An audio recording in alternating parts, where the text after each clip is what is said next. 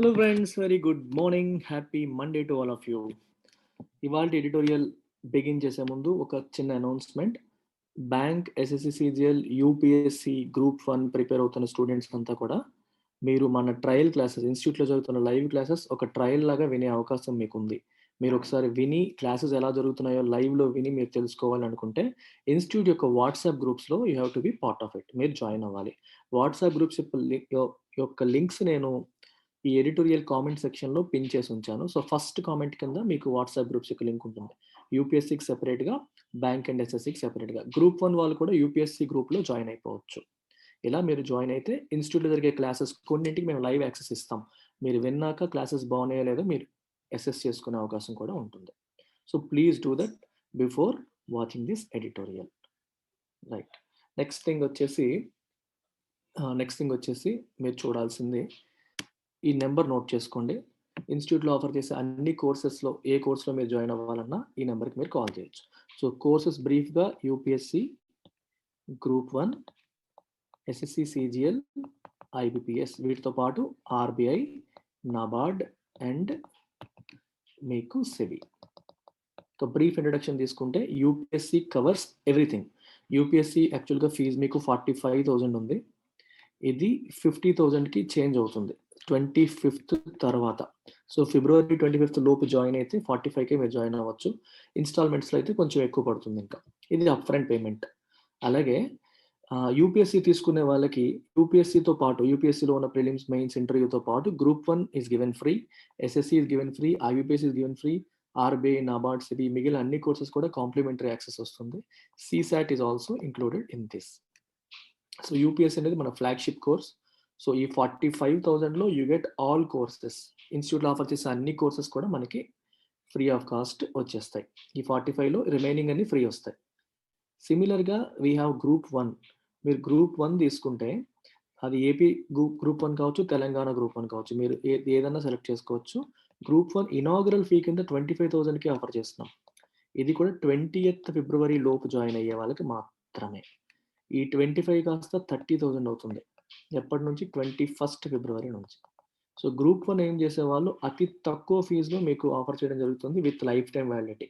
So use this opportunity today. 20th లోపు join అయితే ఈ తక్కువ ఫీజుకి వస్తుంది.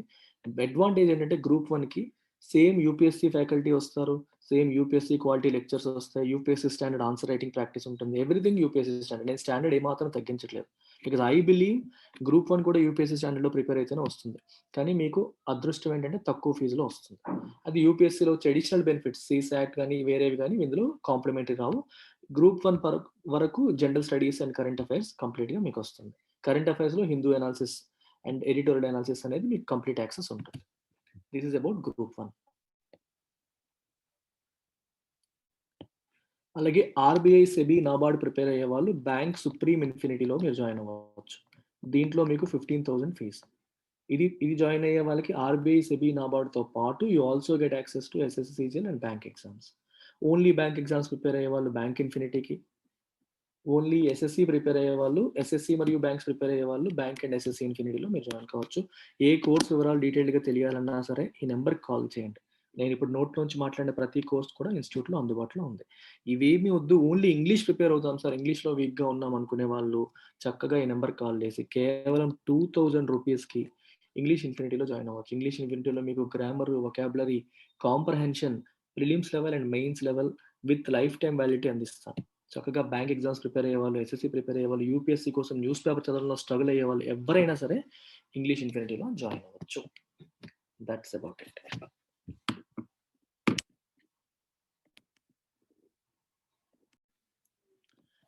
Now let's begin today's editorial.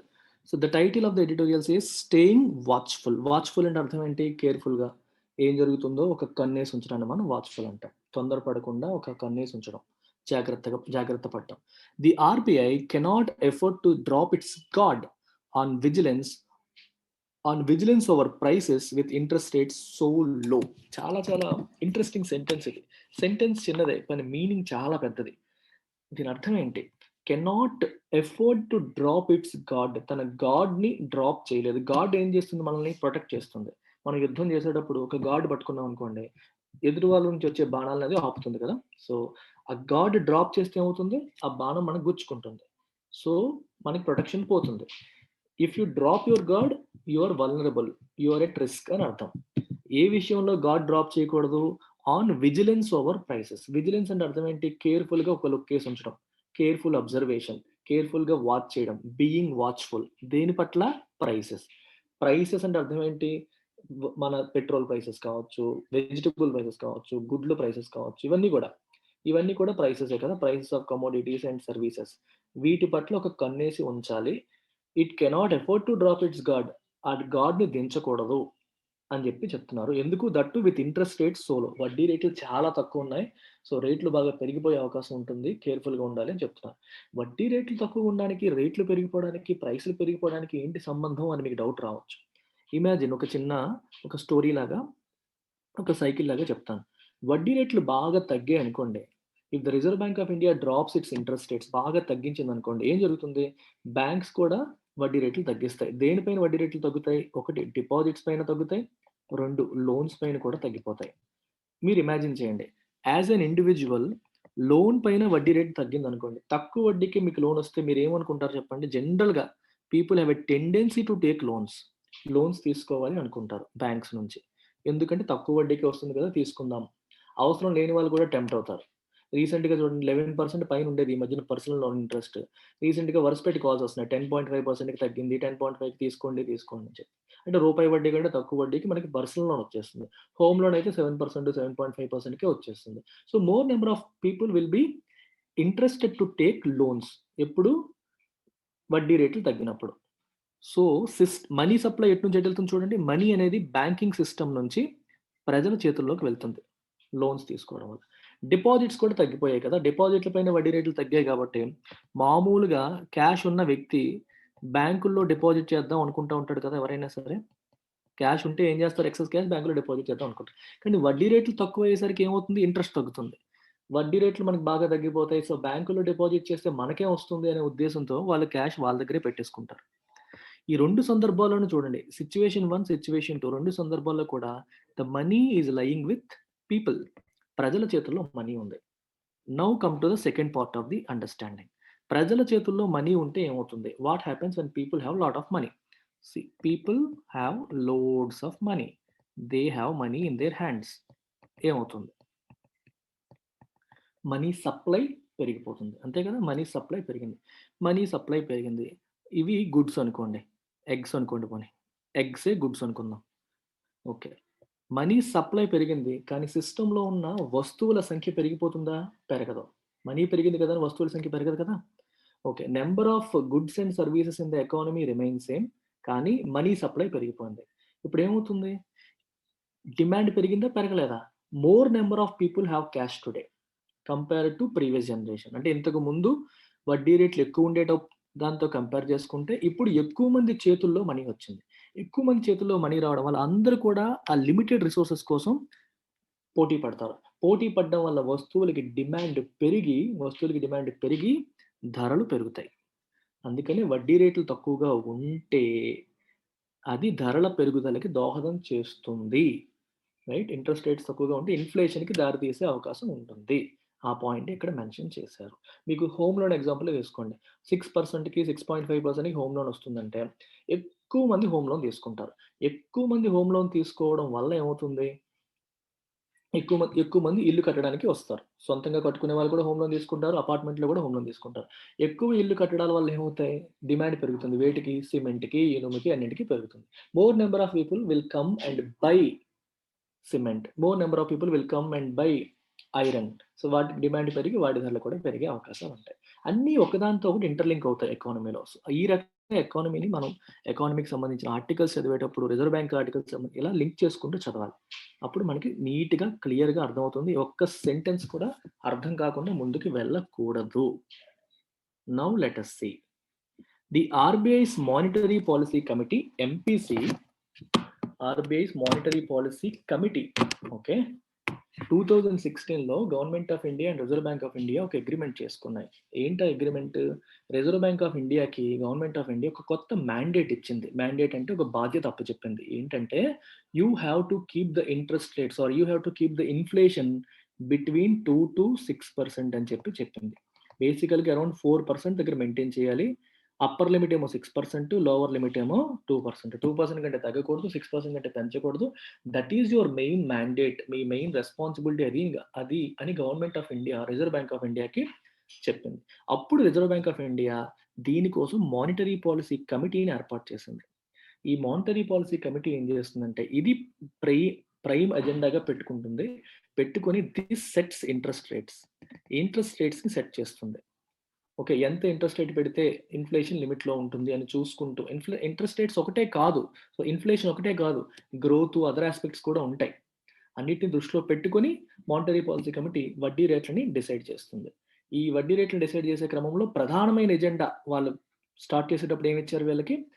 Inflation setting, inflation targeting అంటాం. ఇన్‌ఫ్లేషన్ అంతకంటే ఉండకూడదు అని చెప్పి టార్గెట్ చేస్తూ పెడతారు. ఇన్‌ఫ్లేషన్ అంటే ఏంటి మీకు తెలియాలి, ఇంకా డీటెయిల్డ్‌గా కావాలి అంటే ఒకసారి మన డిస్క్రిప్షన్‌లో నేను ఆల్రెడీ చేసిన పెద్ద వీడియోస్ ఉంటాయి చూడండి. You will get some full idea మీకొస్తుంది. The RBI's monetary policy committee has expectedly అనుకున్న విధంగా యెట్ అగైన్ ఇంకోసారి left benchmark interest rates unchanged and reiterated that it will continue with its accommodative stance at least into the next fiscal year in order to secure a sustained economic recovery. Reserve bank of India monetary policy committee అనుకున్న విధంగానే benchmark interest రేట్స్‌ని kept unchanged or left unchanged మార్చలేదు. As it ఈస్‌గా ఉంచేసింది. Repo రేట్‌ని, reverse repo రేట్‌ని వేటిని మార్చకుండా అలాగే యథాతథంగా ఉంచేసింది.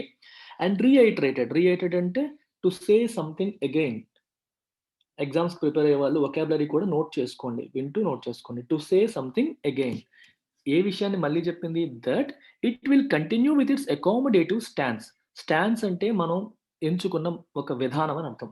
For example if you take an aggressive stance అంటే నువ్వు రెడీగా ఉన్నావు. గొడవ పడడానికి సిద్ధంగా ఉన్నావు. కోపంగా ఉన్నావు.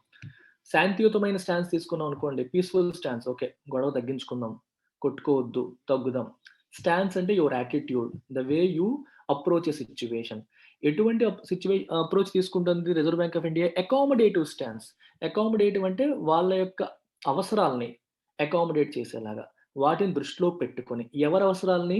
ఇండస్ట్రీ, కార్పొరేట్స్, ఇండస్ట్రీస్ అందరికీ కూడా అనుకూలంగా ఉండే వాతావరణాన్ని సృష్టించడాన్ని మనం అకామోడేటివ్ స్టాన్స్ అంటాం. మరి కార్పొరేట్స్‌కి గాని, ఇండస్ట్రీస్‌కి గాని, కంపెనీస్‌కి గాని అనుకూలంగా ఉండే వాతావరణం అంటే ఏంటి? Imagine if you are a company. మీరు ఒక కంపెనీ రన్ చేస్తున్నప్పుడు మీకు వడ్డీ రేట్లు ఎక్కువుంటే హ్యాపీయా? తక్కువుంటే హ్యాపీయా? కంపెనీస్ అనేవి ఇన్‌వేరియబుల్‌గా లోన్స్ తీసుకుంటాయి. బిజినెస్ ఎక్స్‌పాన్షన్ కోసం, రన్నింగ్ కోసం, వర్కింగ్ క్యాపిటల్ కోసం, డిఫరెంట్ అవసరాల కోసం లోన్స్ తీసుకోవాలి. మరి లోన్స్ పైన వడ్డీ ఎక్కువుంటే వాళ్ళకి హ్యాపీగా ఉంటుందా? తక్కువుంటే బావుంటుందా? ఖచ్చితంగా తక్కువుంటేనే మనకి తక్కువ వడ్డీకి లోన్ వస్తుంది. దాని ద్వారా మన బిజినెస్ రన్ చేయొచ్చు. సో, అకామోడేటివ్ స్టాన్స్‌లో ఏమవుతుంది? వడ్డీ రేట్లు తక్కువుంటాయి లేదా తగ్గించబడతాయి. అలా అర్థం చేసుకోవాలి. మనీ సప్లై ఎక్కువుంటుందా? తక్కువుంటుందా? ఎక్కువుంటుంది. ఎందుకంటే బ్యాంకులు రెడీగా ఉంటాయి లోన్ ఇవ్వడానికి. వీళ్ళు ఎప్పుడు కావాలంటే అప్పుడు మనీ దొరికేలాగా ఉంటుంది అవసరానికి. అలాంటి దాన్ని అకామోడేటివ్ స్టాన్స్ అని అంటాం. మరి ఇలాంటి అకామోడేటివ్ స్టాన్స్ తీసుకునేటప్పుడు అది గ్రోత్‌కి పాజిటివ్ అవుతుందా? నెగెటివ్ అవుతుందా? ఇమాజిన్ అన్ని కంపెనీస్ తక్కువ వడ్డీకే లోన్స్ వస్తున్నాయనుకోండి. కంపెనీస్‌కి ఏం చేస్తాయి? They take loans. లోన్స్ తీసుకొని ఏం చేస్తాయి? They invest in the business. బిజినెస్‌లో ఇన్వెస్ట్ చేసి బిజినెస్ ఎక్స్‌పాన్షన్ చేయొచ్చు. కొత్త బ్రాంచ్ పెట్టొచ్చు. ప్రొడక్షన్ పెంచొచ్చు. ఇవన్నీ చేయడం వల్ల ఏమవుతుంది? ప్రొడక్షన్ పెరుగుతుంది. మరి ప్రొడక్షన్ పెరిగితే కంపెనీ గ్రో అవుతుంది. కంపెనీ గ్రో అయితే ఇండియా కూడా గ్రో అవుతుంది. జీడీపీ గ్రో అయినట్టే కదా! అందుకని అన్నారు. To sustained economic recovery. Economy recover అవ్వడానికి సస్టైన్డ్ అంటే అర్థం ఏంటి? Something that can continue is sustained. ఈ రోజు పెరిగి రేపు పోతే అది సస్టైన్డ్ కాదు. ఈ రోజు గ్రో అయ్యి రేపు కూడా గ్రోత్ కంటిన్యూ అయితే దట్ ఈస్ సస్టైన్డ్. సస్టైన్డ్ అంటే meaning something that is able to be maintained. ఆ లెవెల్‌ని మెయింటైన్ చేయగలగడాన్ని సస్టైన్డ్ అంటాం. దేన్ని మెయింటైన్ చేయాలి? రికవరీని. ఎకానమీ కోవిడ్-19 వల్ల 2020లో సఫర్ అయింది. ఇప్పుడు అది మళ్ళీ రికవర్ అయ్యి, ఆ రికవరీ కూడా సస్టైన్ అయ్యేలా చేయాలి అంటే బ్యాంకులు కూడా సపోర్ట్ చేయాలి. బ్యాంకులు సపోర్ట్ చేయాలంటే వడ్డీ రేట్లు తక్కువ ఉంచాలి. వడ్డీ రేట్లు బ్యాంకులు తక్కువ ఉంచాలంటే రిజర్వ్ బ్యాంక్ ఆఫ్ ఇండియా కూడా బ్యాంకులకిచ్చే వడ్డీ రేట్‌ని తగ్గించాలి లేదా సేమ్ మెయింటైన్ చేయాలి. ఆల్రెడీ చాలా తక్కువున్నాయి. రిజర్వ్ బ్యాంక్ ఆఫ్ ఇండియా పెంచకుండా అలాగే మెయింటైన్ చేసింది. సో అకామిడేటివ్ స్టాన్స్ అనేది కంటిన్యూ చేసింది. నెక్స్ట్ ఫిస్కల్ ఇయర్ వరకు కూడా మెయింటైన్ చేద్దామని అనుకుంటుంది. అంటే నెక్స్ట్ ఫిస్కల్ ఇయర్ అంటే అర్థం ఏంటి? ఆర్థిక సంవత్సరం ఏప్రిల్ నుండి మార్చ్ వరకు.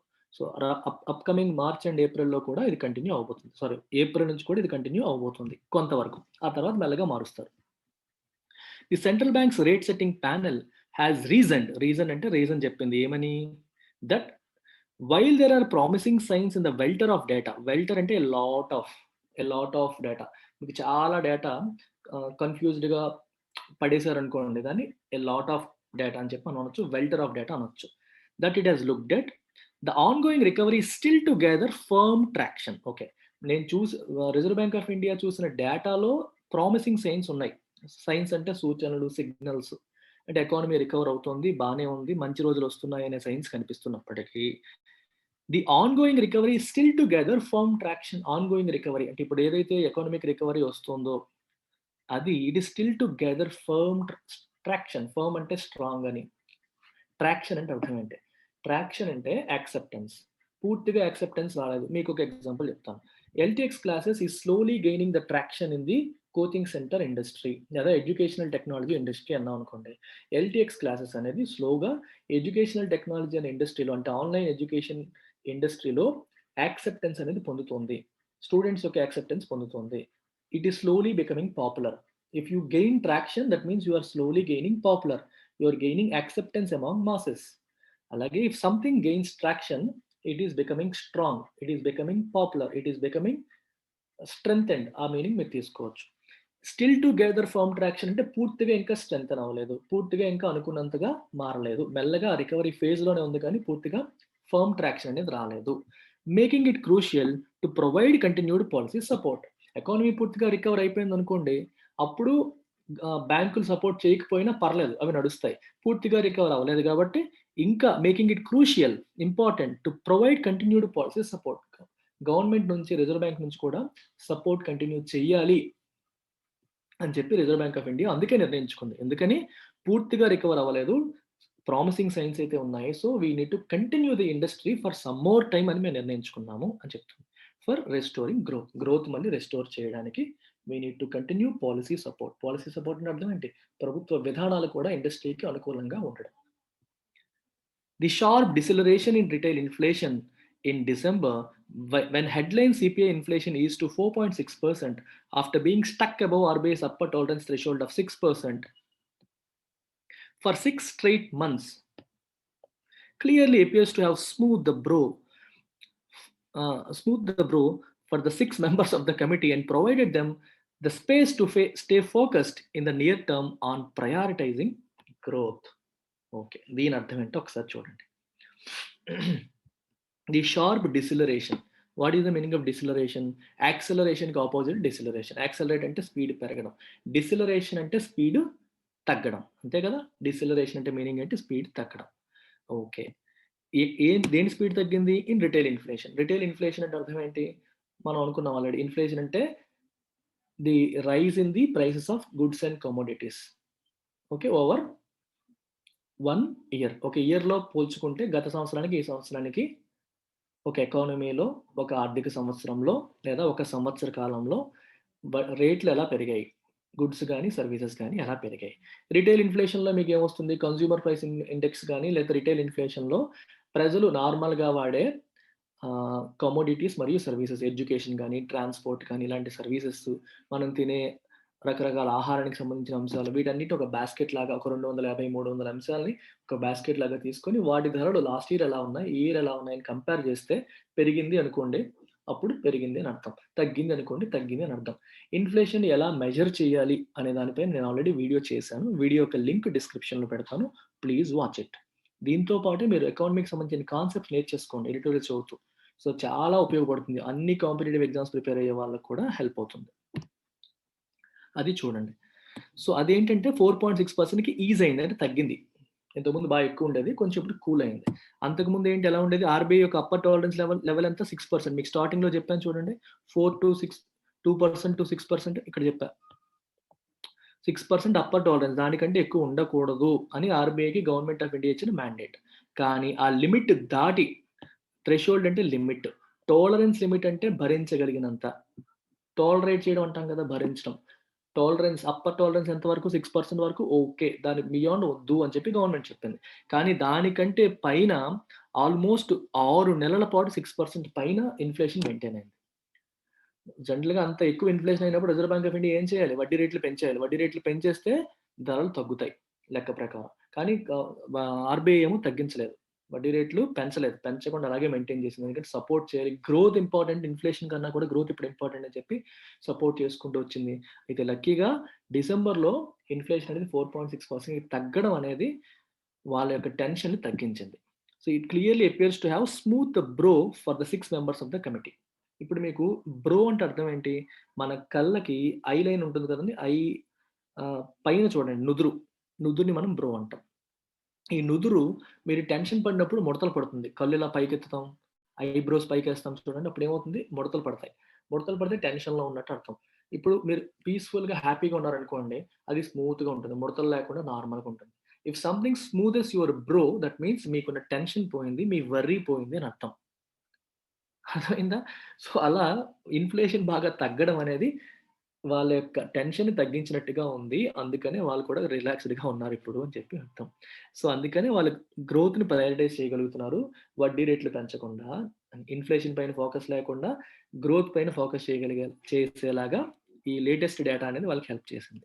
The roll out of the కోవిడ్-19 vaccination programme as well as the union budgets proposals to give a boost to infrastructure and innovation and research among other things have been recognized as factors likely to restore confidence and lend a fillip to the growth momentum respectively. Okay. గ్రోత్‌కి ఏ factors contribute చేయబోతున్నాయి? కోవిడ్-19 vaccination programme release చేశారు. దీనికి గ్రోత్‌కి ఏంటి సంబంధం? Vaccination రావడం వల్ల there will be fewer people. తక్కువ మందికి మాత్రమే కోవిడ్ వచ్చే అవకాశం ఉంటుంది. సో, తక్కువ మందికి కోవిడ్ వస్తే వాళ్ళు ప్రొడక్టివ్‌గా ఉంటారు. కోవిడ్ రావడం వల్ల ఆరోగ్యపరమైన సమస్యలతో ఉంటే వాళ్ళు పని చేయలేరు. పని చేయలేకపోతే వాళ్ళ నుంచి రావాల్సిన అవుట్‌పుట్ ప్రొడక్ట్స్‌ని గాని, సర్వీసెస్ గాని తగ్గిపోతాయి. ఇమాజిన్ ఒక 100 మంది ప్రజలున్నారు. 100 మంది కూడా ఆరోగ్యంగా ఉన్నారనుకోండి, అందరూ పని చేస్తారు. అందరూ పని చేయడం వల్ల they contribute to the nation building. దేశానికి వాళ్ళు దేశ ప్రగతిలో వాళ్ళ తోడ్పాటు ఉంటుంది. వాళ్ళ కాంట్రిబ్యూషన్ ఉంటుంది. ఇందులో 50 మందికి ఆరోగ్యం బాలేదనుకోండి, వాళ్ళు హాస్పిటల్స్‌లో ఉంటారు. హాస్పిటల్‌లో ఉండడం వల్ల 2 రకాల నష్టాలున్నాయి ప్రభుత్వానికి. ఒకటి వాళ్ళు ఆరోగ్యంగా లేకపోవడం వల్ల వాళ్ళు పని చేయలేరు. పని చేయలేకపోవడం వల్ల జీడీపీకి కాంట్రిబ్యూషన్ ఉండదు. రెండవది వాళ్ళ ఆరోగ్యం పోతుంది. సో, దానికి గవర్నమెంట్ కూడా ఎంతో కొంత గవర్నమెంట్ కూడా బర్డెన్ అవుతుందది. సో, ప్రజల ఆరోగ్యం చూసుకోవాల్సిన బాధ్యత గవర్నమెంట్‌దే కాబట్టి. అందుకని ఆరోగ్యం కూడా చాలా ఇంపార్టెంట్. సో, కోవిడ్-19 వ్యాక్సినేషన్ వల్ల ఆ ప్రాబ్లమ్స్ గవర్నమెంట్‌కి సాల్వ్ అవుతాయి అనేది ఒక యాస్పెక్ట్ అయితే. రెండవదేంటి యూనియన్ బడ్జెట్‌లో ఇన్‌ఫ్రాస్ట్రక్చర్‌కి బూస్ట్ అంటే స్ట్రెంథెన్ చేయడానికి ప్రపోజల్స్ యూనియన్ గవర్నమెంట్ చాలా తీసుకొచ్చింది. ఇన్నోవేషన్ అంటే కొత్త తరహా ఆలోచనలకి, రీసెర్చ్‌కి వీటన్నిటికి కూడా యూనియన్ బడ్జెట్ ప్రపోజల్స్ పెట్టింది. ఇవన్నీ కూడా these are the factors which are recognised as factors likely to restore confidence. కాన్ఫిడెన్స్‌ని మళ్ళీ తిరిగి ఇవ్వడానికి రైట్. ఇండస్ట్రీకి మళ్ళీ కాన్ఫిడెన్స్ ఇవ్వడానికి ఇవన్నీ మంచి ఫ్యాక్టర్స్ కింద రికగ్నైజ్ చేశారు. అండ్ లెండ్ ఎ ఫిలిప్ అంటే ఎంకరేజ్ చేయడం. దేనికి? To the growth momentum. Growth మొమెంటమ్‌ని ఇంకొంచెం ఫర్దర్ ఎంకరేజ్ చేయడానికి ఈ ఫ్యాక్టర్స్ అనేవి దోహదపడ్డాయి. If you give a fillip or lend a fillip గుర్తుపెట్టుకోండి. Give a fillip or lend a fillip. That means you are giving a supporting hand. You are encouraging. You are helping ఆ మీనింగ్‌లో వస్తుంది. Growth మొమెంటమ్‌ని ఇంకొంచెం help చేయడానికి ఈ factors అన్ని దోహదపడ్డాయి. Rural demand's persistent resilience is what the MPC sees undergirding the demand recovery, aided in its view by good prospects for agriculture. Beautiful sentence. Rural demand మన ఎకానమీని ఇప్పుడు కాపాడుతుంది ఏంటంటే రూరల్ డిమాండే. రూరల్ డిమాండ్ అంటే అర్థం ఏంటి? రూరల్ ఏరియాస్‌లో commodities మరియు వస్తువులు మరియు సేవలకి ఉన్న డిమాండ్‌ని మనం రూరల్ డిమాండ్ అని చెప్పి అంటాం. అంటే రూరల్ ఏరియాస్‌లో రకరకాల వస్తువులు మరియు సేవలు అమ్ముడుపోవడం. ఫర్ ఎగ్జాంపుల్ బైక్స్ సేల్ అవుతున్నాయి బాగా రూరల్ ఏరియాస్‌లో. ఓకే. రూరల్ ఏరియాస్‌లో బాగా సేల్ అవుతున్నాయంటే అర్థం ఏంటి? దాని మీనింగ్ ఏంటి? What is the meaning of that? Rural ఏరియాస్‌లో ఏవైనా బాగా సేల్ అవుతున్నాయి అంటే అర్థం అగ్రికల్చర్ బావుందని. అగ్రికల్చర్ బావుంటేనే కదా వాళ్ళకి ఇన్‌కమ్ వస్తుంది. ఆ ఇన్‌కమ్ నుంచే కదా వాళ్ళు ఇవన్నీ చేయగలుగుతారు. సో, దాని మీనింగ్ అదనమాట. సో, రూరల్ ఏరియాస్ బావున్నాయంటే డిమాండ్ బావుందంటే అర్థం అది. పర్సిస్టెంట్ రెసిలియన్స్ అన్నారు. పర్సిస్టెంట్ అంటే సంథింగ్ దట్ స్టేస్. ఈ రోజు ఉంది రేపు పోయేది పర్సిస్టెంట్ కాదు. పర్సిస్టెంట్‌గా ఉండడం అంటే ఇప్పుడు you have to B persistent in your preparation. ఈ రోజు బాగా చదివేసి రేపు సరిగ్గా చదవలేదు అనుకోండి, that is not persistence. So persistence యొక్క మీనింగ్ ఏంటి? ఒక కోర్స్ ఆఫ్ యాక్షన్‌లో సేమ్ మోడ్‌లో కంటిన్యూ అవ్వడం. Okay. Continuing A course of action in spite of difficulty. మీకు కష్టం ఉన్నా, నష్టం ఉన్నా వెనకడుగు వేయకుండా ముందుకు వెళ్ళడం. అదే రకంగా వెళ్ళడాన్ని పర్సిస్టెన్స్ అంటారు. రెసిలియన్స్ అంటే అర్థం ఏంటి? ఒక దెబ్బ తగిలినా సరే తిరిగి లేవగలడం రెసిలియన్స్. బంతి గోడకు కొట్టారనుకోండి, అది తిరిగి వెనక్కొస్తుంది. That is resilience. కిందకి కొడితే పైకి లేస్తుంది. That is resilience. మనల్ని ఒకళ్ళు తొక్కుతున్నప్పుడు మనం తిరిగి లేవగలగడమే రెసిలియన్స్. ఏది మనల్ని తొక్కుతోంది? ఎకానమీ, ఆర్థిక వ్యవస్థ బాలేదు, ఆర్థిక పరిస్థితి బాలేదు. అయినప్పటికీ కూడా మనం లేవగలుగుతున్నామంటే we are a resilient economy. పరిస్థితులు బాలేకపోయినా సరే we are still able to stand and deliver. That means we are resilient. Persistent resilience అంటే ఆ రెసిలియన్స్ ఒకసారి కాదు, ఎన్ని దెబ్బలు పడినా సరే అలా, అలా, అలా నిల్చోగలగడం. అది అది ఎక్కడుంది? Rural demand. రూరల్ ఏరియాస్‌లో డిమాండ్ అంత స్ట్రాంగ్‌గా నిలబడుతుంది. ఎన్ని ఇబ్బందులొస్తున్నా సరే it is able to stand firm. అలా ఉండడం అనేది MPC, undergirding the demand recovery. Overall demand recovery country మొత్తంలో ఉన్న డిమాండ్ రికవర్ అవ్వడంలో మెయిన్ పోర్షన్ ఏంటి? Rural demand. రూరల్ డిమాండ్ యొక్క పర్సిస్టెంట్ రెసిలియన్సే ఈ డిమాండ్ రికవరీని అండర్ గర్డ్ చేస్తుంది. అండర్ గర్డ్ అంటే కింద నుండి ఒక చెయ్యి పెట్టి సపోర్ట్ చేయడం. ఒకళ్ళు ఎవరైనా కింద పడిపోతున్నారనుకోండి, you put your hands behind. కింద పెట్టి, వాళ్ళ వెనకాల పెట్టి సపోర్ట్ చేయడం. బిలో పెట్టి సపోర్ట్ చేయడం. దాన్ని అండర్ గర్డ్ అంటారు. టు సపోర్ట్ అన్నమాట. ఈ రికవరీని సపోర్ట్ చేస్తుంది. అయితే ఈ రూరల్ డిమాండ్‌కి ఏది ఎయిడ్ చేస్తుంది? ఏది హెల్ప్ చేస్తుంది? By good prospects for agriculture. అగ్రికల్చర్‌కి మంచి ప్రాస్పెక్ట్స్, మంచి అవకాశాలు ఉండడం వల్ల రూరల్ డిమాండ్ బాగుంది. రూరల్ డిమాండ్ బాగోవడం వల్ల ఓవరాల్ డిమాండ్ రికవరీకి అది సపోర్ట్ చేస్తుంది అని ఈ sentence meaning. And here while overall rabi sowing has been 2.9% higher year on year as on January 29, the farmers' agitation involving cultivators from key crop growing states including Punjab, Haryana and UP is a cause for concern as a protracted impasse has the potential to disrupt farm output, threatening both growth and inflation dynamics. దీని అర్థం ఏంటి? Overall rabi sowing అంటే ఏంటి? నాట్లు వేయడం. రబీ, ఖరీఫ్. మీకు వర్షాకాలం, వర్షాకాలానికి ముందు వేసేది ఖరీఫ్, వింటర్‌కి ముందు వేసేది రబీ. ఇప్పుడు వర్షాకాలం అయిపోయింది, రబీ వచ్చేసింది కదా! వింటర్ కూడా అయిపోయింది. ఈ రబీ సోయింగ్ అనేది లాస్ట్ ఇయర్‌తో కంపేర్ చేస్తే 2.9% హైయర్ ఉంది. అండ్ కాకపోతే ఇది బానే ఉంది, పాజిటివే. కానీ మైనస్ ఏంటి? Farmers agitation. రైతుల యొక్క నిరసన ఢిల్లీలో గత 2 నెలలుగా జరుగుతోంది. ఇన్వాల్వింగ్ కల్టివేటర్స్ అంటే దున్నేవాళ్ళు. From key crop growing states, అంటే కీ అంటే ఇంపార్టెంట్. క్రాప్ గ్రోయింగ్ అంటే పంటలు పండించే states including Punjab, Haryana, UP. Punjab, Haryana, యూపీకి చెందిన చాలా మంది రైతులు నిరసనలో పార్టిసిపేట్ చేయడం అనేది is a cause for concern. ఆందోళనకు ఒక కారణంగా మారింది. ఇప్పుడు అదొక ప్రాబ్లమ్ అయిపోయింది మనకి. అన్నీ బాగున్నాయి. ఇదొక్కటే గవర్నమెంట్‌కి ప్రాబ్లమ్. ఎందుకంటే యాస్ ఎ ప్రొట్రాక్టెడ్ ఇంపాస్. ప్రొట్రాక్టెడ్ అంటే ఎక్స్‌టెండెడ్. More than expected. ఎంత ఎక్స్‌పెక్ట్ చేసామో దానికంటే ఎక్స్‌టెండ్ అయితే దాన్ని ప్రొట్రాక్టెడ్ అంటారు. ఏదైనా నిరసన జరిగితే ఒక 10 రోజులు, 15 రోజులు, మాక్సిమం 1 మంత్. కానీ 2 నెలలు దాటిపోయింది. మూడో నెలలో ఎంటర్ అయిపోయింది. సో ఇలా ప్రొట్రాక్ట్ అవ్వడం. ఏది ప్రొట్రాక్ట్ అయింది? ఇంపాస్. ఇంపాస్ అంటే a situation from which there is no solution. Solution లేని ప్రాబ్లమ్ లాగా, పరిష్కారం లేని సమస్యలాగా మారిపోయింది. ఇంపాస్ ఈజ్ పరిష్కారం లేని సమస్య. A situation from which there is no solution, no visible solution. వీళ్ళేమో మొత్తం ఫార్మర్స్ యాక్ట్స్ అన్ని, లాస్ అన్ని రద్దు చేసేయమంటారు. గవర్నమెంట్ ఏమో చేయనంటది. మీకేంటి సమస్య చెప్పండి అంటే, నాకు మొత్తం రద్దు చేయమంటది, గవర్నమెంట్ చేయనంటది. సో ఎవరు తగ్గట్లేదు. అందువల్ల it has become an impasse, protracted impasse. And it has the potential to disrupt farm output. దీని యొక్క పొటెన్షియల్ ఏంటి? దీనికొక పవర్ ఏంటి? ఫార్మ్ అవుట్‌పుట్‌ని తగ్గించేది. రైతులందరూ నిరసనలో పాల్గొంటే మరి వ్యవసాయం ఎవరు చేస్తారు? మరి వ్యవసాయం చేసేవాళ్ళే లేకపోతే, వ్యవసాయం చేసేవాళ్ళే లేకపోతే ఇంకెలా మనకి చెప్పండి? అవుట్‌పుట్ ఎలా వస్తుంది? దీనివల్ల గ్రోత్ మరియు ఇన్‌ఫ్లేషన్ డైనమిక్స్‌ని మార్చేస్తుంది. అవుట్‌పుట్ తగ్గిపోయిందనుకోండి, ఏమవుతుంది? ఆహార పదార్థాల సప్లై తగ్గిపోద్ది. సో వాటి ధరలు పెరిగిపోతాయి. సప్లై తగ్గితే ధరలు పెరిగిపోతాయి కదా! ఇన్‌ఫ్లేషన్ డైనమిక్స్ మారిపోతాయి. గ్రోత్ కూడా తగ్గిపోతుంది. మొత్తం అంతా సీన్ మార్చేయొచ్చు. సో అన్నీ పాజిటివ్‌గా ఉన్నాయి. ఇదొక్కటే negative. The central bank has also understandably sought to privilege its role as the government's debt manager through a clutch of regulatory announcements accompanying the latest monetary policy. Another important sentence and a beautiful sentence. Central bank has also understandably sought and tried to privilege. Privilege అంటే give more preference to. ఒకదానికి ఎక్కువ priority ఇవ్వడానికి privilege అంటాం. Privilege is a verb here. ప్రివిలేజ్‌ని noun గాను వాడతారు, verb గాని వాడతారు. If you say I have a privilege, that means you have a special benefit. పార్లమెంట్లో పనిచేసే పార్లమెంటరీ మెంబర్స్ ఉంటారు చూడండి, పార్లమెంటరీ ప్రివిలేజెస్ అంటారు. All MPs have some privileges. ఏంటి ప్రివిలేజెస్? పార్లమెంట్లో ఉన్న ఒక ఎంపీని స్పీకర్ పర్మిషన్ లేకుండా లోపలికి వచ్చి అరెస్ట్ చేయకూడదు. It is a privilege, it is special benefit, special protection that he enjoys. అది నౌన్ ఫామ్ లో. ఇక్కడ ఏ ఫామ్ లో వాడారు? వెబ్ ఫామ్ లో వాడారు. The central bank has also understandably sought to privilege. Privilege అంటే గివ్ మోర్ ప్రయారిటీ టు, దానికి importance ఇవ్వడం, ప్రయారిటీ ఇవ్వడం. దీనికి its role as the government's debt manager. Debt manager అంటే అర్థం ఏంటి? ప్రభుత్వానికి కూడా అప్పులు తీసుకోవాల్సిన అవసరాలు వస్తాయి. ఎందుకు? గ్రోత్ కోసం, డెవలప్మెంట్ కోసం. ఎక్స్‌పెన్సెస్ పెట్టాలి కదా! ఇప్పుడు మనం ఖాళీ నా దగ్గర డబ్బులు లేవని ప్రభుత్వం ఖర్చు పెట్టకుండా కూర్చుంటే ఎకానమీ ఎప్పుడు వృద్ధి చెందుతుంది? అవ్వదు. సో, లేనప్పుడు గవర్నమెంట్ ఏం చేస్తుంది? గవర్నమెంట్ అప్పు తీసుకుంటుంది. ఆ గవర్నమెంట్ తీసుకునే అప్పును మేనేజ్ చేసేది ఎవరు? Reserve bank of India. ఇప్పుడు మన యూనియన్ బడ్జెట్ మీరు చూసుంటే 12,00,000 కోట్లకు పైగా గవర్నమెంట్ అప్పు తీసుకునే ప్లాన్‌లో ఉంది. ఎప్పుడు? Upcoming financial year.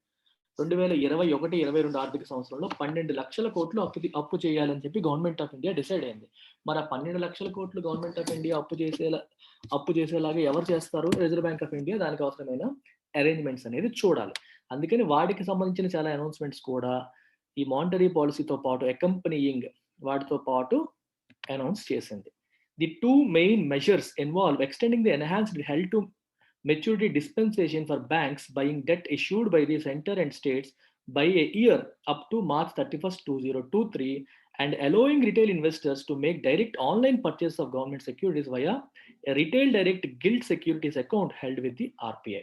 So, రెండు ఇంపార్టెంట్ అనౌన్స్మెంట్స్. కొంచెం స్లోగా చెప్తాను, ట్రై టు అండర్స్టాండ్. చాలా interesting and important aspect. This is government of India and ఇది people. And these are banks.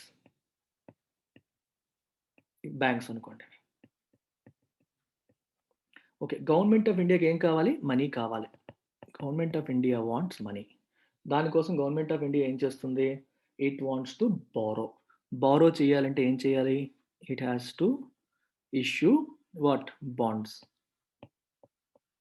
Bonds issue చేస్తుంది. బాండ్ అంటే అర్థం ఏంటి? ఓకే, 10,000 రూపాయల బాండ్ అంటే దానిపైన ఒక వడ్డీ రేట్ ఉంటుంది.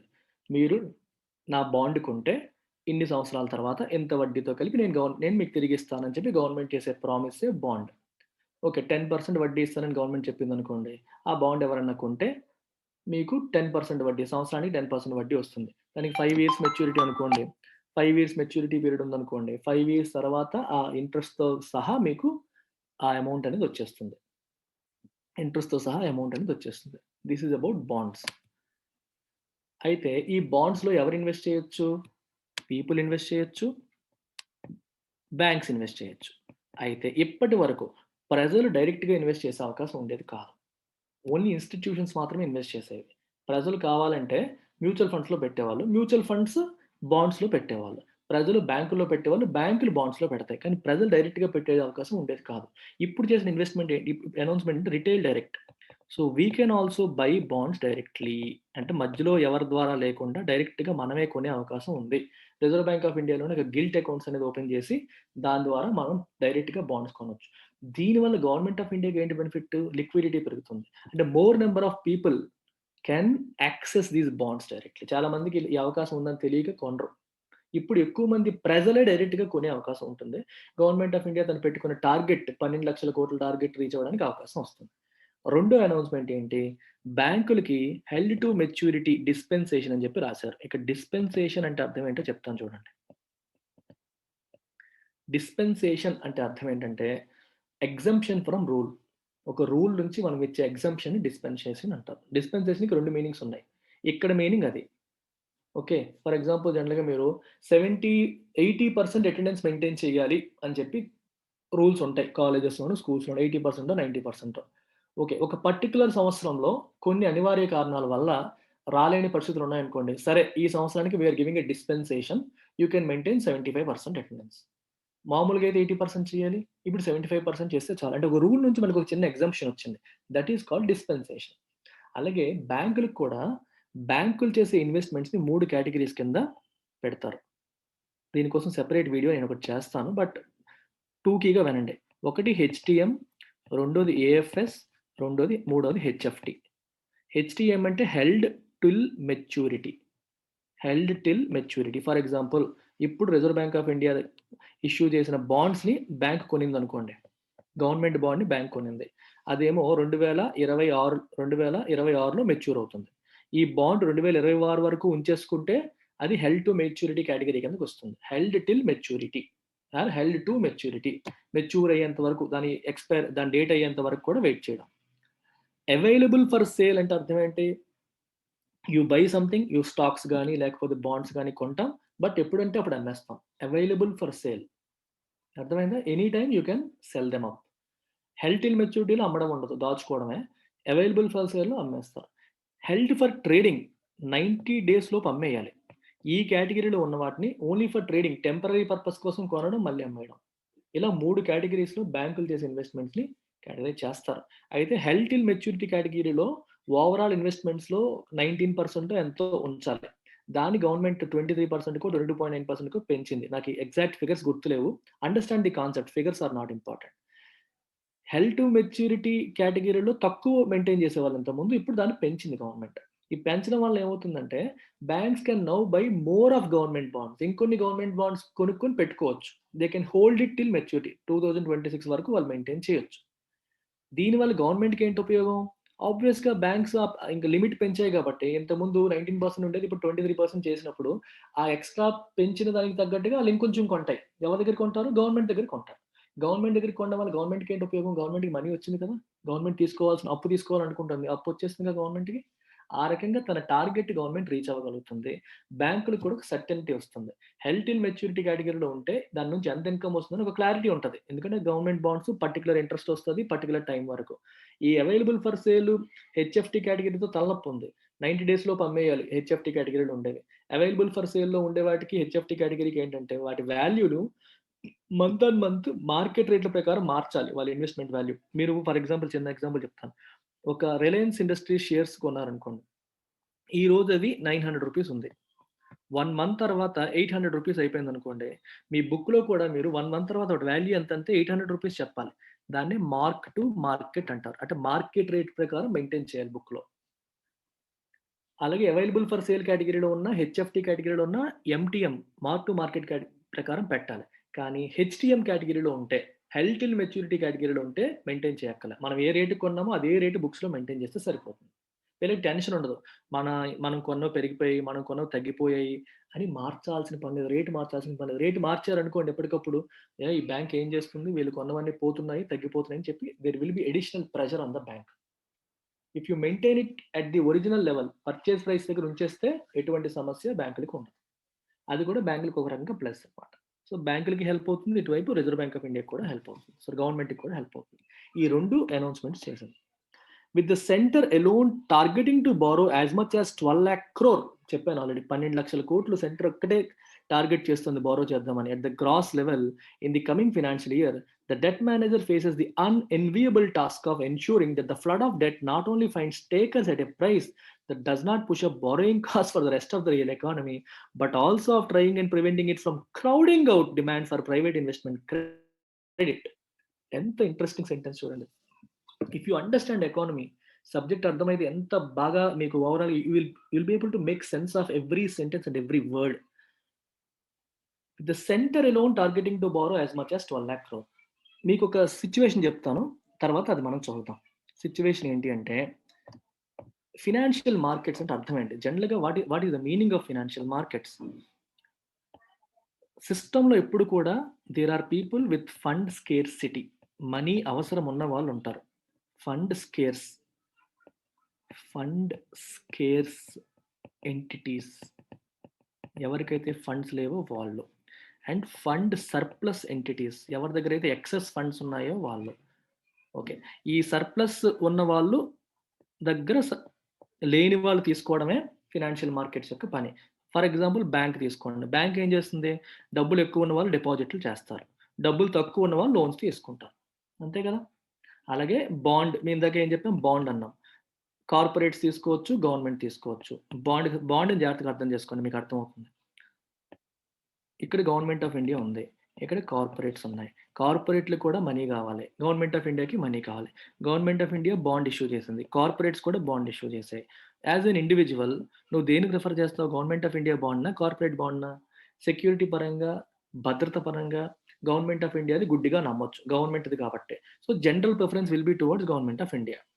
సో, మరి కార్పొరేట్స్ గవర్నమెంటే ఎక్కువ అప్పులు చేస్తోందనుకోండి. ఇప్పుడు ప్రజలందరూ ఉన్నారిక్కడ. వీళ్ళందరి దగ్గర మనీ ఉంది. ప్రజల దగ్గర ఉన్న మనీని అప్పు తీసుకోవడానికి కార్పొరేట్స్ పోటీ పడుతున్నాయి. గవర్నమెంట్ పోటీ పడుతుంది. గవర్నమెంట్ కొంచెం పోటీ పడితే పర్లేదు. ఇంకా రిమైనింగ్‌ని కార్పొరేట్ తీసుకుంటది. గవర్నమెంటే 12,00,000 కావాలన్నప్పుడు ఈళ్ళందరూ కూడా గవర్నమెంట్ బాండ్సే కొనుక్కుంటే అప్పుడేమవుతుంది? కార్పొరేట్‌లకి డబ్బులిచ్చేవాళ్ళు ఉండరు. సో, డబ్బులిచ్చేవాళ్ళు లేనప్పుడు కార్పొరేట్‌ల పరిస్థితి ఏంటి? వాళ్ళ గ్రోత్ ప్లాన్స్ ఆగిపోతాయి. దీన్నేమంటాం? క్రౌడింగ్ ఔట్ అంటాం. గవర్నమెంట్ బారోయింగ్ అనేది కార్పొరేట్ బారోయింగ్‌ని నొక్కేయడం. ఇద్దరు అప్పుకొచ్చేస్తున్నారు. గవర్నమెంట్ వచ్చేస్తుంది, కార్పొరేట్స్ వచ్చేస్తున్నాయి. మనమేమో టిపికల్‌గా గవర్నమెంట్ వైపు వెళ్ళిపోతాం. సో, కార్పొరేట్స్‌కి ఒక క్రౌడింగ్ ఔట్ ఎఫెక్ట్ వస్తుంది. రెండవది ఇమాజిన్ చేయండి. Demand and supply. ఎక్కువ మంది అప్పు కావాలి అని వస్తే వడ్డీ రేట్లు పెరుగుతాయా? తగ్గుతాయా? మీరే చెప్పండి. వడ్డీ రేట్లు పెరిగిపోతాయి. ఎవరికి పెరుగుతాయి? అందరికీ పెరుగుతాయి. గవర్నమెంట్ ఇప్పుడు 9% ఒక 6% వడ్డీ ఇస్తుందనుకోండి. నేను 6% ఇస్తానంటే కార్పొరేట్ దగ్గరికి ఎవరు ఎళ్ళరు. కార్పొరేట్ ఏం చేయాలి? 7% ఇవ్వాలి. లేదా 8% ఇవ్వాలి. అప్పుడే గవర్నమెంట్ కంటే కార్పొరేట్‌లో ఎక్కువ వస్తుందని కొంతమందన్నా షిఫ్ట్ అవుతారు. సో, దీనివల్ల ఏమవుతుంది? ప్రెషర్ పెరుగుతుంది. వడ్డీ రేట్లు ఎక్కువ ఇవ్వాల్సిన ప్రెషర్ పెరుగుతుంది. సో, సిస్టమ్‌లో వడ్డీ రేట్లు పెరిగిపోయే అవకాశాలుంటాయి. గవర్నమెంట్ ఎక్కువగా అప్పు చేయడం వల్ల 2 మైనస్‌లున్నాయన్నమాట. ఒకటి క్రౌడింగ్ ఔట్ ఎఫెక్ట్ రావచ్చు. ప్రైవేట్ కంపెనీస్‌కి అప్పు తీసుకునే అవకాశమే లేకుండా అవ్వచ్చు. లేదా ఓవరాల్‌గా ఇంట్రెస్ట్ రేట్స్ పెరిగిపోయే అవకాశం కూడా ఉంటుంది. అదే meaning. The debt manager faces the unenviable అంటే డిఫికల్ట్, అన్‌ప్లెజెంట్ అని అర్థం. Something that is not good. Difficult task ఏంటి? Of ensuring that the flood of debt not only finds takers at a price that does not push up borrowing costs. వడ్డీ రేట్లు ఓవరాల్‌గా పెరిగిపోకుండా గవర్నమెంట్‌కి గవర్నమెంట్‌కి borrowing జరిగేలాగా చూడాలి. వడ్డీ రేట్లు పెంచేస్తే ఆబ్వియస్‌గా వస్తారు. మీరు వడ్డీ పెంచే కొద్దీ నేనొస్తాను ఎవరో ఒకళ్ళు ఇన్వెస్ట్ చేస్తారు. ఎక్కువ వడ్డీ లేకుండా తక్కువ వడ్డీలోనే గవర్నమెంట్ బాండ్స్ ప్రజలు కొనేలాగా చూడాల్సిన బాధ్యత ఆర్‌బీఐకి ఉంది. అందుకే అది unenviable task. It is a difficult task. ఒకటి. రెండవది also trying and preventing it from crowding out the demand for private investment credit. For private companies కూడా ప్రైవేట్ ఇన్వెస్ట్‌మెంట్ అంటే అర్థం ఏంటి? What is the meaning of private investment? Private investment అంటే companies expansion కోసం చేసే ఇన్వెస్ట్‌మెంట్‌ని private investment అంటారు. అంటే వాళ్ళు కొత్తగా బ్రాంచ్ పెట్టడం, కొత్తగా బిజినెస్ ఎక్స్‌పాన్షన్ చేయడం, కొత్త మెషినరీ కొనడం ఇదంతా కూడా ప్రైవేట్ ఇన్వెస్ట్‌మెంట్ అవుతుంది. మరి ప్రైవేట్ ఇన్వెస్ట్‌మెంట్ చేయాలంటే వాళ్ళకేం కావాలి? క్రెడిట్ కావాలి. క్రెడిట్ కావాలంటే వాళ్ళు ఎక్కడికెళ్తారు? అప్పులు. ఎయిదర్ బ్యాంకుల దగ్గరికి వెళ్తారు లేదా బాండ్స్ ఇష్యూ చేస్తారు. బ్యాంకుల దగ్గరికెళ్ళినప్పుడు కూడా బ్యాంకులకి ఏంటి ఆప్షన్ ఉంది? బ్యాంకులు కూడా reserve bank of India, government of India bonds కొనుక్కోవచ్చు కదా! వీళ్ళకి అప్పిచ్చే బదులు వీళ్ళు తిరిగిస్తారో ఎవరో తెలీదని చెప్పి గవర్నమెంట్ ఆఫ్ ఇండియా బాండ్స్ కొనుక్కోవడం వల్ల కూడా బ్యాంకులు కూడా వీళ్ళకి అప్పు ఇవ్వని పరిస్థితులు రావచ్చు. ఇలాంటి సిట్యుయేషన్ మనం క్రౌడింగ్ ఔట్ అంటాం. ఆ పరిస్థితి లేకుండా చూడాలి. ఎందుకంటే అలాంటి పరిస్థితి వచ్చిందనుకోండి, గవర్నమెంట్ బానే ఉంది. మరి కార్పొరేట్ కంపెనీలు గ్రో అవ్వవు. కార్పొరేట్ లేకపోతే మళ్ళీ జీడీపీ గ్రోత్ ఉండదు. ప్రొడక్షన్ ఆగిపోతుంది. With interest rates being held at near record lows, interest rates ఇప్పుడు ఆల్మోస్ట్ చాలా తక్కువ ఉన్నాయి. And inflation still persisting above the RBI's benchmark repo rate of 4%, resulting in negative real returns for savers, the RBI can ill afford to drop its guard on vigilance over prices. Interesting sentence ఉంది. Interest rates ఏమో చాలా తక్కువ maintain అవుతున్నాయి. And inflation ఏమో RBI యొక్క 4% కంటే ఎక్కువే ఉంది. 4% మెయింటైన్ చేయాలి. ఇదేంటి రెపో రేట్ కంటే ఎక్కువే ఉంది. మీరు అర్థం చేయండి. రెపో రేట్ ఏమో 4% ఉంది. ఇన్ఫ్లేషన్ ఏమో లెట్స్ సే 4.6% ఉందనుకోండి. ఇన్ఫ్లేషన్‌కి వడ్డీ రేట్లకి ఉన్న లింక్ చూడండి. మీకు ఎలా అర్థమవుతుందంటే ఇక్కడ రాసారు చూసారా? Negative real returns for savours. What is the meaning of this? Negative real return అనే పదం రాశారు. ఇమాజిన్ మీ దగ్గర ₹100 ఉన్నాయి. మీరేమో 1 ఇయర్‌కి డిపాజిట్ చేశారు. 1 ఇయర్‌కి డిపాజిట్ చేస్తే లెట్స్ సే 10% వడ్డీ అనుకోండి. మీకు ఈజీగా కాలిక్యులేషన్‌కి. ఇంట్రెస్ట్ రేట్స్ బ్యాంక్ వాడు 10% ఇచ్చాడు. 100 కాస్త ఎంత అయింది? 110 అయింది. ఓకే. ఈ ₹100కి మీరు కొన్ని వస్తువులు కొనగలిగేవారు. ఇది 2020 అనుకోండి. ఇది 2021 అనుకోండి. ఈ ₹100తో లెట్ సే మీరేమో లెట్స్ సే ఏమని చెప్దాం? Dairy Milk chocolates 5x20. ఒక్కొక్క డైరీ మిల్క్ చాక్లెట్ ₹5 ఉండేది. ఇప్పుడేమో 20 చాక్లెట్స్ మనకొచ్చేవి. ఇప్పుడేమో అదే డైరీ మిల్క్ చాక్లెట్ ₹6 అయిపోయిందనుకోండి. 6 into 20 మళ్ళీ మీకు 20 చాక్లెట్లు కావాలంటే ఎంత పెట్టాలి? 120 పెట్టాలి. అంటే ఎంత అయింది? ఇది 120. ఈ 110 రూపీస్‌తో మీరెళ్లి ఆ 20 చాక్లెట్లు కొనాలంటే ఇప్పుడు కొనగలరా? కొనలేరు. సో, మీకు రిటర్న్స్ నెగెటివ్ ఉన్నాయా? పాజిటివ్ ఉన్నాయా? నెగెటివ్. మనం ఏమనుకుంటాం 100తో కంపేర్ చేసుకుంటే రూ. 10 పెరిగింది కదా! అని హ్యాపీగా ఫీల్ అవుతాం. కానీ ఆ 100 ఇంతకుముందు 20 చాక్లెట్లు కొనగలిగేది. ఇప్పుడు ఈ 110 20 చాక్లెట్లు కొనలేకపోతుంది. దట్ మీన్స్ మన రిటర్న్స్ అనేవి పాజిటివ్‌లో లేవు. నెగెటివ్‌లో ఉన్నాయి. మనం లాస్ అయిపోయాం యాక్చువల్‌గా. అంటే మన మనీ యొక్క విలువ పెరిగేదానికంటే వస్తువుల యొక్క ధరలు ఎక్కువ పెరిగిపోయాయి. మన మనీ విలువ పెరిగేదానికంటే వస్తువుల ధరలు ఎక్కువ పెరిగిపోతే ఇన్ రియాలిటీ రియల్ రిటర్న్స్ అనేవి నెగెటివ్. అర్థం చేసుకోండి జాగ్రత్తగా. అలా కాకుండా దీని ధర పెరగలేదు రూ. 5 ఉందనుకోండి ఇప్పుడు కూడా, ఇప్పుడు పర్లేదు. మీరు 100 పెట్టి డైరీ మిల్క్ చాక్లేట్ కొనేగా మళ్ళీ రూ. 10 మిగిలింది మీకు. ఇది మీ రిటర్న్ కింద వస్తుంది. అల్టిమేట్‌గా మనీ దేనికోసం? వస్తువులు కొనడానికే కదా! మనీని డైరెక్ట్‌గా మనం తినం కదా! కన్జ్యూమ్ చేయం కదా! We buy stuff. With money we buy stuff. ఆ వస్తువుల ధరలు మనీ పెరిగిన దానికంటే ధరలు పెరిగిపోతే మనం రియల్‌గా లాస్ అవుతున్నట్టు లెక్క. అది ఆ సెంటెన్స్ యొక్క మీనింగ్. అందుకని ఇన్‌ఫ్లేషన్ కూడా నెగెటివ్ చేస్తుంది. ఇన్‌ఫ్లేషన్ ఎక్కువుంటే మనకి రియల్‌గా మిగిలేదేమి ఉండదు నార్మల్ పీపుల్‌కి. కాబట్టి RBI can ill afford. Ill afford అంటే అర్థం ఏంటి? If something can ill afford అంటే అది చేస్తే మీకు నష్టం వస్తుందని అర్థం. ఏం చేస్తే? To drop its guard on vigilance over prices. Prices మీద మనం విజిలెన్స్ ఏదైతే చేస్తున్నామో, వాచ్‌ఫుల్‌నెస్ ఏదైతే ఉందో అది డ్రాప్ చేయకూడదు. You have to continue to maintain vigilance over prices. Prices పెరగకుండా చూసుకోవాల్సిన బాధ్యత ఆర్‌బీఐకి ఉంటుంది. దాన్ని వదిలేయకూడదు. అలా వదిలేస్తే మనకి చాలా ఇబ్బందులొస్తాయి అని అర్థం. That's about it. Thank you very much. Take care.